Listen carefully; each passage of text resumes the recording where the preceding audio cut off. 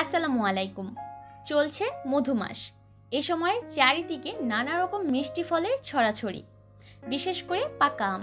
আর এই আম ব্যবহার করে আপনারা চাইলে কিন্তু নানা ধরনের ডেজার্ট তৈরি করতে পারেন। তাই আজকের পর্বে আমি আপনাদের তৈরি করে দেখাবো পাকা আম ব্যবহার করে দারুণ মজার লুচির রেসিপি। আশা করছি রেসিপিটা আপনারা সকলেই উপভোগ করবেন। প্রথমে একটা বাটিতে নিয়ে নিলাম 1 কাপ ময়দা, আর এর মধ্যে দিয়ে দিলাম আধা চা চামচ লবণ। শুকনো উপকরণগুলোকে একসাথে ভালোভাবে মিশিয়ে নিচ্ছি। আর মেশানো হয়ে গেলে এর মধ্যে দিয়ে দিব 1 টেবিল চামচ রান্নার রেগুলার তেল। এবার তেলের সাথে ময়দাটাকে খুব ভালোভাবে মাখিয়ে নিতে হবে। একটু ঘষে ঘষে মাখাবেন, আর এতে করে নাস্তাটা তৈরি হওয়ার পর উপরের অংশটা অনেকটা ক্রিস্পি হবে। আর এই খামির তৈরি করার প্রসেসটা অনেকটা রুটি বা পরোটা তৈরি করার প্রসেসের মতো হলেও এর বিশেষত্ব হচ্ছে আজকের খামিরটা তৈরি করার ক্ষেত্রে আমরা কোনো রকম পানি ব্যবহার করব না, ব্যবহার করব পাকা আম। আমি একটা মিডিয়াম সাইজের পাকা আমকে ব্লেন্ডারে নিয়ে পিউরি তৈরি করে নিয়েছি, আর সেখান থেকে 1/3 কাপ নিয়ে নিয়েছি। এবার অল্প অল্প করে এই ময়দার মধ্যে দিতে হবে আর মাখিয়ে নিতে হবে। কোনোভাবে কিন্তু একেবারে ঢেলে দেওয়া যাবে না, তাহলে কিন্তু খামিরটা নরম হয়ে যেতে পারে। তাই অল্প অল্প করে দিতে হবে আর মাখিয়ে নিতে হবে।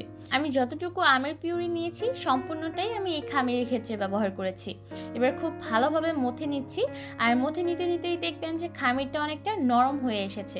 আমরা সাধারণত রুটি খাওয়ার জন্য যেরকম নরম করে খামির তৈরি করে থাকি, ঠিক সেরকমভাবেই তৈরি করে নিতে হবে। এবার এই খামিরটাকে রেস্টে রেখে দিব কমপক্ষে আধা ঘন্টার মতো। এর মধ্যে কিন্তু খামিরটা আগের থেকে আরেকটু নরম হয়ে এসেছে। এবার এই খামির থেকে লেচি কেটে নিব। আপনি যতটুকু বড় করে লুচিগুলো তৈরি করতে চান ঠিক সেই অনুযায়ী লেচিগুলো কেটে নিতে হবে। আর তৈরি করে নেওয়া এই খামির থেকে আমি 8টা লেচি কেটে নিয়েছি। আপনারা চাইলে একটু ছোট বা বড় করেও এই লেচিগুলোকে কেটে নিতে পারেন। এবার সবগুলো লেচিকে একটা ঢাকনা দিয়ে ঢেকে রাখবো যাতে উপরের অংশ ড্রাই না হয়ে যায়। আর একটা লেচি নিয়ে আমি রুটি বেলে নিব। আর রুটিটাকে বেলে নেওয়ার জন্য কাউন্টার টেবিলের উপর কোনো ময়দা ছড়িয়ে দেওয়ার প্রয়োজন নেই, যেহেতু খামিরটা তৈরি করার সময় আমরা সামান্য পরিমাণ তেল ব্যবহার করেছিলাম। তাই এই রুটিটাকে কিন্তু খুব সহজেই বেলে নেওয়া যাবে। কাউন্টার টেবিলে কিন্তু কোনোভাবেই আটকে যাবে না। আমরা সাধারণত রুটি যেভাবে বেলে থাকি ঠিক সেরকম পাতলা করেও এই রুটিগুলোকে বেলে নিতে হবে। একইভাবে করে আমি সবগুলো রুটি বেলে নিব, তারপর এগুলোকে ভাজতে চলে যাব। আর লুচিগুলোকে ভাজার জন্য চুলায় পর্যাপ্ত পরিমাণ তেল খুব ভালোভাবে গরম করে নিয়েছি। তারপর চুলার আঁচটাকে আমি মিডিয়ামে করে দিয়েছি। এবার একে একে লুচিগুলোকে ভেজে নিতে হবে।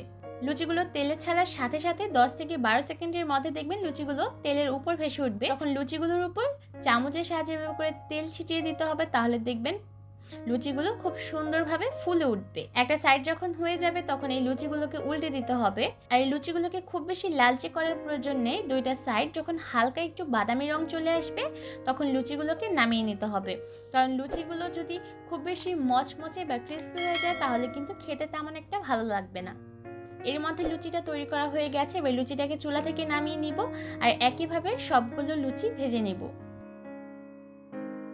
একইভাবে করে আমি পরবর্তী লুচিটাকেও তেলে ছেড়ে দিয়েছি। আর এটা যখন তেলের উপর ভেসে উঠবে তখন আবারও চামচের সাহায্যে তেল ছড়িয়ে দিতে হবে। আর সেমভাবে আমি এই লুচিটাকেও ভেজে নিব।